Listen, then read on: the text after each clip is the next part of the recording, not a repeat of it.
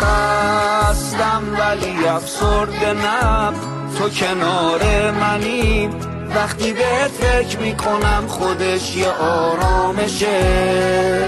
زردم ولی پژمرده نه، مثل پاییزی که زمستونو میگذرونه میخواد بهاری بشه.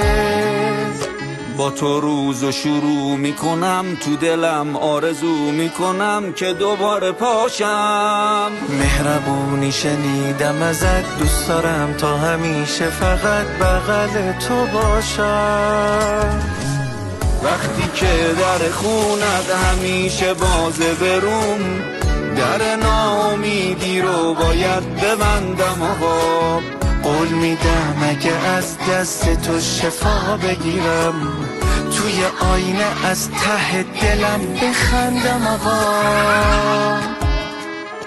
خواب شیرینم خادم شدنه، مادرم تو حرمت موامو شونه میزنه، دیگه داروم چایی صحن امام حسنه. نقار خونه با قلبم میخونه، نقار خونه با قلبم میخونه. سلطان امام رضای منه،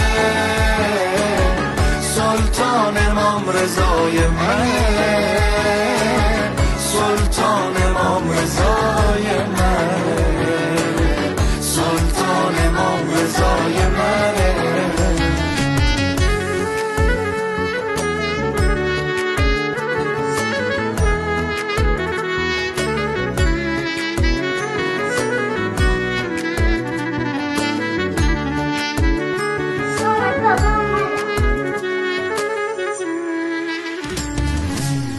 حرمت بزرگه اون قدی که هر شهری یه صحنه، سفره مهربونی که همه جا تو هر خونه پهنه.